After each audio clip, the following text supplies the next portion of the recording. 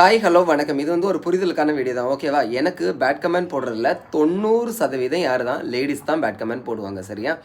அதில் நான் ஏதாவது ரிப்ளை கொடுத்துட்டேன்னு நினச்சிக்கோங்களா, உடனே என்ன தெரியுமா சொல்லுவாங்க, ஒரு லேடிஸை நீ இப்படிலாம் பேசுறிய, உனக்கு அறிவு இருக்கா, அது இருக்கா, இது இருக்கான்னு. சம உரிமை கேட்குறதும் அவங்க தான். நம்ம திட்டினாலும் ஏன் நீ அப்படி திட்டுறேன்னு அவங்கள கேட்குறதும் அவங்க தான், ஓகேவா? எனக்கு யாரை திட்டணுங்கிறத எனக்கு அவசியமே கிடையாது, சரியா? நான் யாரையும் வழியை தேடிப்போய் நான் திட்டவும் இல்லை. ஏதோ எனக்கு தெரிஞ்சதை நான் ஆடுறேன், பாடுறேன், நான் சுற்றுறேன், நான் வீடியோ போடுறேன். ஏதாவது ஒரு இடத்துல நான் ஆபாசமாக வீடியோ போடுறதை நீங்கள் காட்டுங்க பார்க்கலாம்.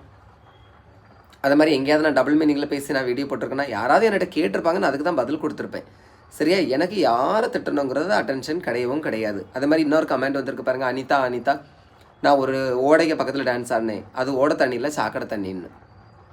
அப்போ இவளுகளெல்லாம் நம்ம என்ன சொல்கிறது? இதில் பெண் உரிமை அதை பற்றியெல்லாம் பேசி வந்துடுவாளுங்க. அதாவது கற்பும் ஒழுக்கமும் ஆண் பெண் இருவருக்கும் சமம், சரியா?